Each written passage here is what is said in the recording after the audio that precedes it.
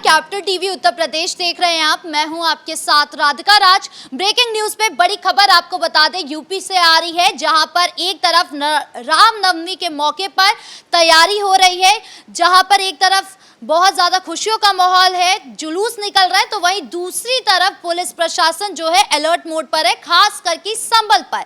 इसी पर तमाम अपडेट के साथ मेरे साथ मौजूद है मेरे सहयोगी नवेंदु सर। सर, अयोध्या की बात की जाए तो आज वहां क्या माहौल है? जी देखिए, अयोध्या से जो तस्वीरें निकल कर आ रही हैं वो बहुत ही भव्य तस्वीर है, क्योंकि राम मंदिर बनने के बाद ये दूसरी बार है कि जब रामनवमी का त्यौहार वहाँ धूमधाम से मनाया जा रहा है। वर्षों का इंतजार पूरा हुआ है। सनातनी जिस चीज़ का इंतजार सदियों से कर रहे थे, कई सालों, कई 100 सालों की कहें हम, प्रतीक्षा उनकी पूरी हुई और अयोध्या में भगवान श्री राम का भव्य मंदिर बना। उसके बाद ये दूसरा मौका है रामनवमी पर लेकर अयोध्या में जो उत्साह है, अयोध्या एक तरह से कहें जो दृश्य है अयोध्या की, वो लाजवाब नज़र आ रही है। आज पूरे अयोध्या में जितनी भी मंदिर है, छोटी मंदिर से लेकर बड़े मंदिर जितने भी, सबको सजाया गया है। रामलला की नगरी को बेहतरीन ढंग से सजाया गया है, साफ सुथरा किया गया, कहीं भी गंदगी का नामो निशान नहीं है। वहीं राम मंदिर में भक्तों का जन सैलाब उमड़ रहा है। कहा जा रहा है कि आज 30 लाख श्रद्धालु अयोध्या पहुंचे हैं रामलला की दर्शन के लिए।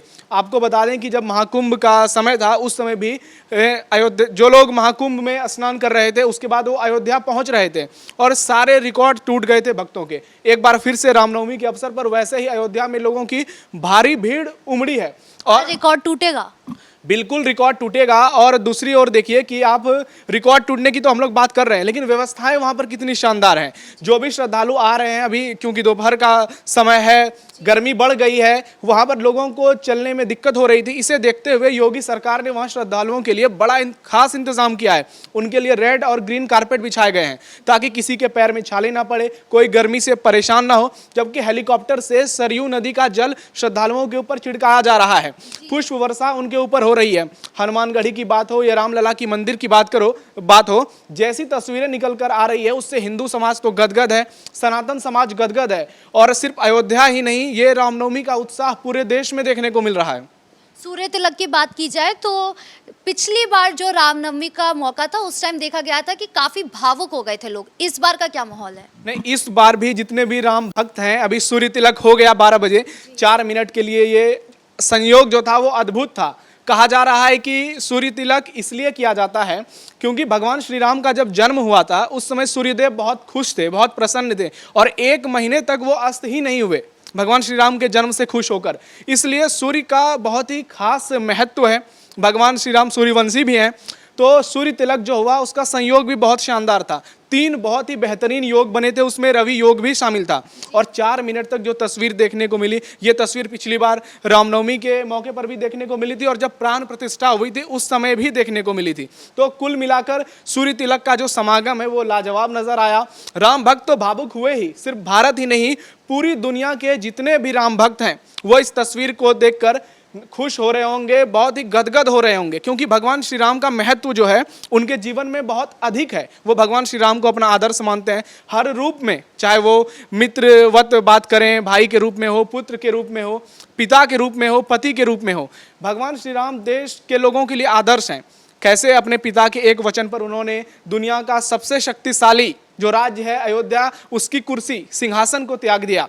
जिन माँ ने उनको वन भेजने का वचन दिया, उस माँ को कभी बुरी नज़र से नहीं देखा। यहाँ तक कि उनकी जो अपनी माँ थी कौशल्या, उनसे ज़्यादा उन्होंने कैकेयी को सम्मान दिया। भरत की बात होती है, कहा जाता है कि पाप भी जिसकी परछाई से दूर रहता है। भगवान श्री राम के ऐसे भाई थे भरत। मित्रता की बात करें तो सुग्रीव और हनुमान जैसे उनके मित्र हुए हैं, जिनका सुग्रीव का राज्य जीतने के बाद भी भगवान ने उनको राजगद्दी दी।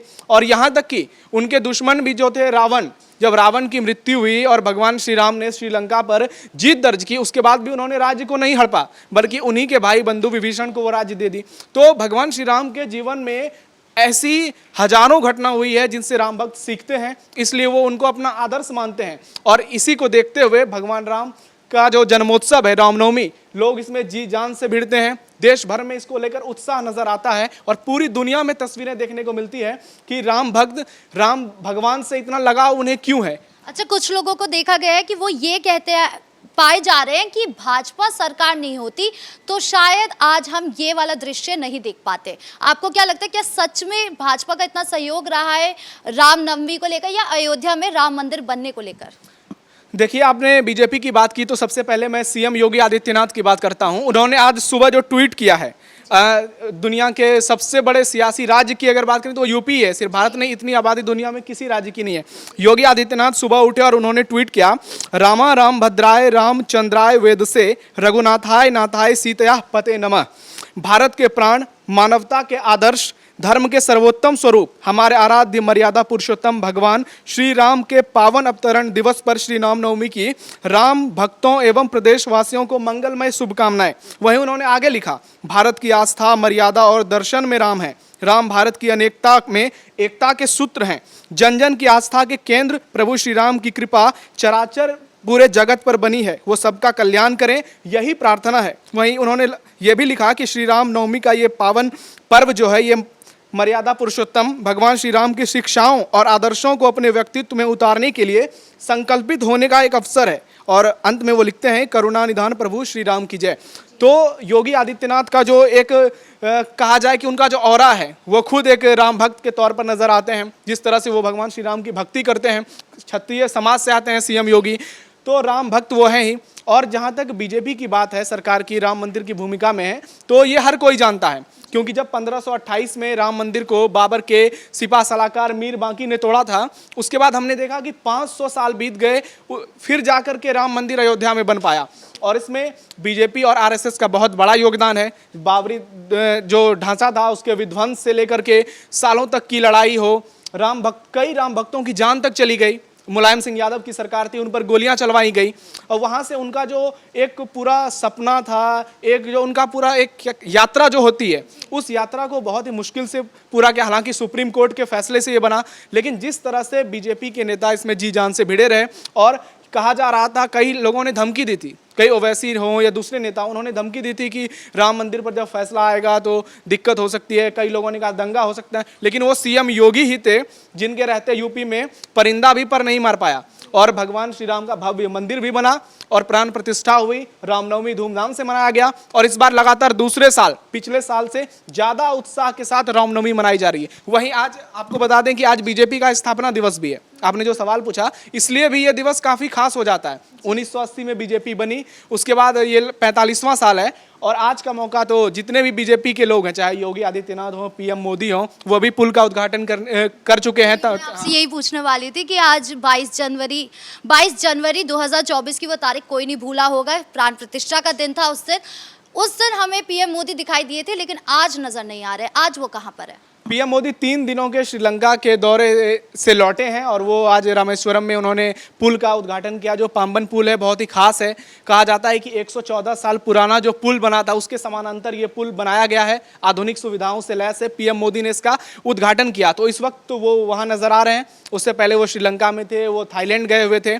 तो पीएम मोदी, देश की पूरी जिम्मेदारी उनके ऊपर है, ऐसे में हर जगह तो वो उपस्थित नहीं हो सकते। लेकिन रामनवमी की उन्होंने शुभकामनाएं अपने सोशल मीडिया साइट एक्स के जरिए देशवासियों को दे दी है। और रामनवमी के मौके पर वो ब्रिज भी बना रहे हैं। जी बिल्कुल, ये जो ना सिर्फ तमिलनाडु या फिर चेन्नई के लोगों के लिए इम्पोर्टेंट है, बल्कि ये पूरे भारत के लोगों के लिए, जब भी समुद्री कारोबार होगा श्रीलंका के साथ, या भारत जो भी लोग वहाँ से गुजरेंगे, उनके लिए ये ब्रिज बहुत इंपॉर्टेंट है। कहा जाता है कि पहले जो रफ्तार थी वो 10 से 20 किलोमीटर प्रति घंटे की रफ्तार से वहाँ पर गाड़ियाँ चलती थी, अब वो 80 किलोमीटर प्रति घंटे की रफ्तार से चलेगी। जहाँ पहले 40 से 45 मिनट तक का समय ब्रिज को खुलने में लगता था, अब वो सिर्फ 5 मिनट में लगेगा। रामनवमी के मौके पर जुलूस को लेकर भी कई सारी चर्चाएं हो रही है कि जुलूस जो है उसमें कोई हिंसा ना भड़क जाए, कोई ऐसा काम ना हो जाए, कोई दूसरे समुदाय के जो लोग हैं वो कोई ऐसा काम ना करे जिससे आज जुलूस पर कोई आ जाए। तो आपको क्या लगता है, ऐसा कुछ हो सकता है? प्रशासन क्योंकि पूरे अलर्ट मोड पर है। देखिए, सबसे ज़्यादा निगाहें संभल पर टिकी हुई हैं, क्योंकि आज विश्व हिंदू परिषद की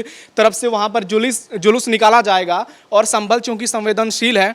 हमने देखा कि अभी ईद का जो त्यौहार है वो धूमधाम से मनाया गया, लेकिन आपने देखा होगा कई बार कि जो भी घटनाएं होती हैं, वो हिंदुओं का कोई भी त्यौहार होता है, जुलूस होता है, तो हिंदू उसमें उत्पात मचाते नजर नहीं आते हैं। वो शांति से अपना जुलूस निकालते हैं, उत्साह के साथ निकालते हैं। और रामनवमी का त्यौहार है, यूपी से लेकर बंगाल तक राम भक्त बेहद उत्सुक हैं, वो जुलूस निकालेंगे ही। कहीं कोई अप्रिय घटना होने की संभावना नहीं है, क्योंकि सरकार भी मुस्तैद है, चाहे केंद्र सरकार की बात करें या फिर यूपी सरकार की बात करें। हाँ, कुछ अराजक तत्व जरूर हैं जो कोशिश करेंगे, जिन्होंने पहले भी कई बार रामनवमी की शोभा यात्रा पर पथराव की है, चाहे झारखंड की बात हो, बंगाल की बात हो, यूपी में भी कई जगहों से ऐसी घटनाओं के बारे में जानकारी मिली है। लेकिन कुल मिलाकर योगी प्रशासन पूरी तरह से अलर्ट है, पूरी मुस्तैद है। अगर किसी कट्टरपंथी ने इस शोभा यात्रा में व्यवधान डालने की कोशिश की तो निश्चित तौर पर उसका सीएम योगी सटीक इलाज कर देंगे। आखिरी सवाल आपसे लेंगे, आज संभल में क्या माहौल है?